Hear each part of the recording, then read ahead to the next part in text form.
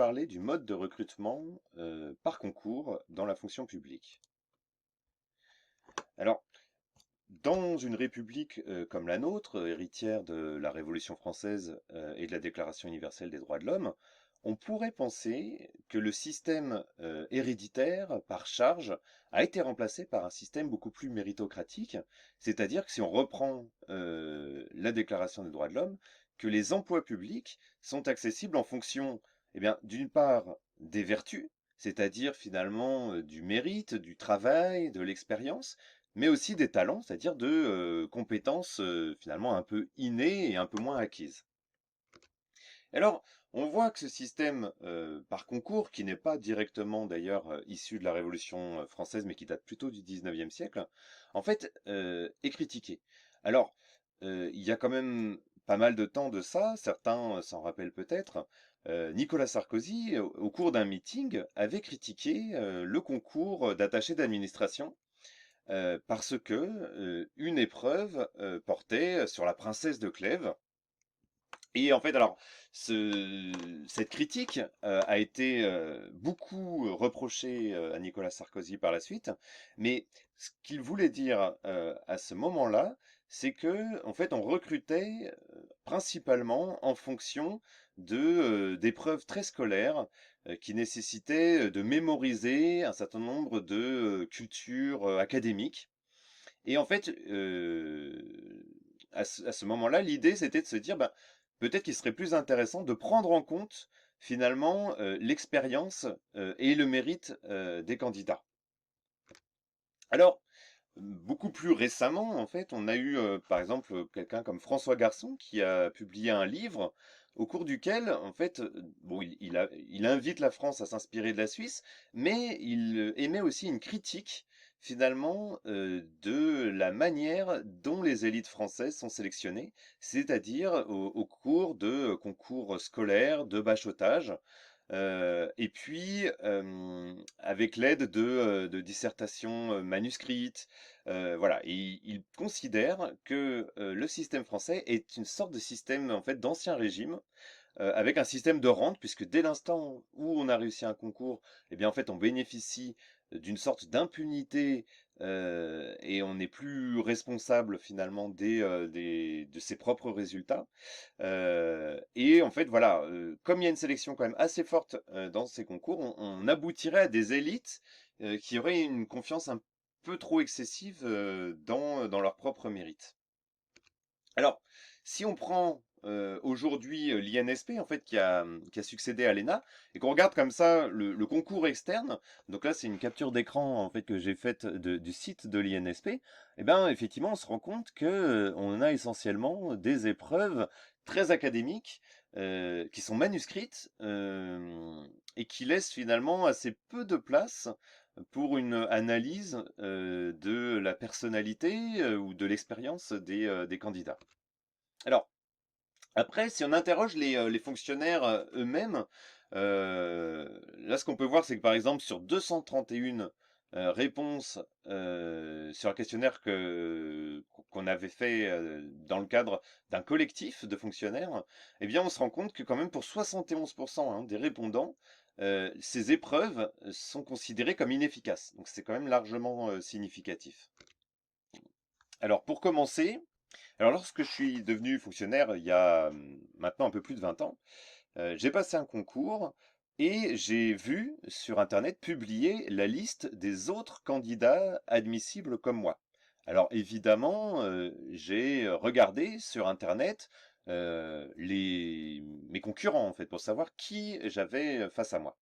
Et alors, ce qui a été assez intéressant pour moi, c'est de constater que sur les 6 postes qui étaient proposés au niveau national, 4 d'entre eux, je trouvais qu'un candidat était déjà sur le poste, en fait, pour lequel il était candidat. En fait, le concours ne servait qu'à titulariser un candidat qui était en CDD finalement sur son. Alors une autre expérience, voilà que je vous raconte, toujours en tant que candidat, je me retrouve en étant admissible à un concours assez haut niveau, et cette fois-ci, nous sommes deux à être admissibles seulement. tout à coup, je reçois un appel en fait de l'administration qui recrutait pour me dire que l'autre candidat, qui en l'occurrence était une candidate, ne se présente pas et que donc je vais être le seul à concourir. Donc alors là, moi, je me dis bon bah super, j'ai donc énormément de chance en fait puisque je suis le seul à concourir. Donc je me présente au concours à l'oral, ça se passe plutôt bien. Et puis, pendant les vacances d'été, je regarde voilà, les résultats en m'attendant quand même à être admis et être lauréat du concours. Et en fait, pas du tout, je découvre que le concours est déclaré infructueux. Alors à ce moment-là, je ne comprends pas.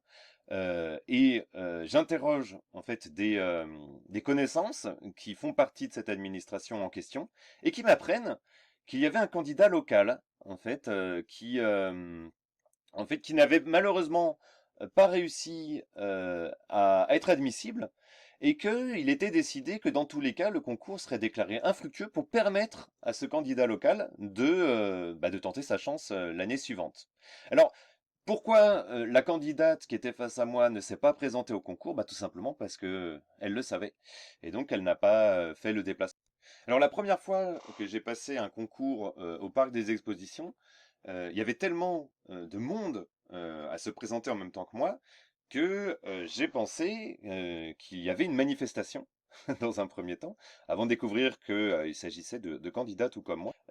Et alors on nous a distribué un sujet de dissertation avec une feuille face contre table pour éviter que voilà, des candidats puissent découvrir le sujet avant les autres. Et à ce moment-là, on nous a demandé de retourner ce papier simultanément, par souci d'égalité. Et à ce moment-là, j'ai découvert le sujet qui était la communication au temps de Charlemagne. Alors, ça a provoqué un son que j'aurais du mal à décrire parce que on a entendu une sorte de stupéfaction un peu sourde, mais multipliée par le nombre de candidats. Euh, C'était voilà une expérience assez intéressante. Surtout, en fait, ce que je trouve assez curieux, c'est qu'en fait, il s'agissait quand même de recruter plutôt des managers et plutôt dans le domaine quand même du numérique. Donc, est-ce que ce type d'épreuve va permettre de recruter les bons candidats? Je suis pas très sûr. Alors à présent, je vais vous parler d'expérience, non plus en tant que candidat, mais en tant que recruteur. Alors, donc là, je travaillais dans une grande administration publique et je recrutais pour un CDD de 6 mois. Voilà, parce que voilà, j'avais des besoins particuliers. Et à ce moment-là, je reçois un courriel de mon supérieur hiérarchique. Et c'était un courriel qui avait pas mal voyagé, puisque initialement, il s'agissait de quelqu'un d'assez haut placé au sein de l'institution, qui écrivait en fait à notre secrétaire général pour lui dire eh bien, qu'il souhaitait que la candidature de son neveu au poste que je proposais soit examiné avec bienveillance, hein, je mets des guillemets, parce que voici le mail qui a été envoyé. Et puis, ce secrétaire général euh, l'a envoyé au secrétaire général adjoint, qui l'a envoyé à ma responsable hiérarchique, et qui me l'a transféré.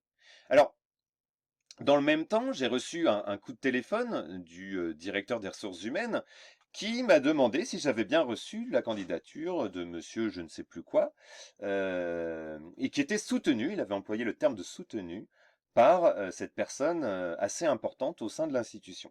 Alors, je dois vous avouer que j'étais assez étonné en fait de voir ce type de pratique. Alors j'ai reçu le candidat en question, mais parmi d'autres, et je ne l'ai pas recruté car sa candidature était de très loin peut-être la moins bonne de celle que j'avais reçue. Mais tout ça pour vous dire que euh, je pense qu'il y a beaucoup de managers qui l'auraient recruté, en fait, et donc qui n'auraient pas fait comme moi. Et je pense que ça pose un problème à un moment donné d'avoir des personnes qui ne sont pas recrutées pour leurs compétences, en fait, dans la fonction publique. Alors, Alors pour finir sur tous ces témoignages, j'aimerais maintenant vous parler d'un concours pour lequel j'étais jury à l'écrit. Et en fait, on examinait les réponses écrites des candidats. Donc on faisait ça en double aveugle, c'est-à-dire qu'on se mettait deux par deux en tant que jury, et on mettait des notes, et puis après on regardait les notes qu'on avait mis, et si on voyait qu'il y avait un écart trop important, bien on regardait de manière un peu plus attentive. Et alors, il y a un candidat, moi je lui avais mis, je crois, une note de type 9, mais c'était plutôt médiocre, et l'autre jury face à moi avait mis la note de 16. Donc, après examen, j'ai consenti à remonter jusqu'à 10-11. Et l'autre jury a quand même, effectivement, vu la médiocrité de la copie, en fait, a consenti à baisser cette note. Et puis, ça s'est terminé comme ça. Et au moment de repartir, la personne qui était mon binôme, en fait, a finalement dit à l'ensemble du jury, ah, je crois que j'ai reconnu dans sa copie mon candidat local. Et alors, là, à ce moment-là, moi, je m'étais dit, bon, bah, je comprenais tout à coup pourquoi il lui avait mis 16, en fait, hein, au lieu de lui mettre 9 comme moi je l'avais fait, ou peut-être 10 ou 11. Je comprenais tout à coup pourquoi est-ce que ce candidat avait été surnoté. Mais surtout, c'est la réaction des autres membres du jury que j'ai trouvé assez choquante, puisqu'ils lui ont proposé, du coup, de revoir la note pour lui mettre une meilleure note. Alors que, pour ma part, je n'ai pas trouvé très normal. Alors, tous ces témoignages sont des témoignages personnels, mais je pense quand même qu'ils devraient collectivement nous interroger. Alors, si on regarde, qu'est-ce qui se passe dans les autres pays, c'est-à-dire nous on voit qu'en France on fonctionne avec des concours quand même très scolaires, très académiques, eh bien c'est difficile de trouver la même chose ailleurs. Là ici, je vous ai présenté en fait une étude en fait sur comment les compétences des hauts fonctionnaires sont évaluées lors du recrutement, et en fait on voit que souvent ça se passe avec des entretiens qui sont axés sur l'expérience ou des mises en situation. On vérifie les références, on fait même parfois des évaluations psychologiques, et puis parfois on regarde les compétences de manière voilà, en ligne par exemple, voilà, ou des simulations. Mais à part en Espagne, parce que j'ai regardé un peu comment ça se fonctionnait dans les autres pays, je n'ai pas trouvé d'épreuves manuscrites, de dissertations, de culture générale comme on en trouve en France.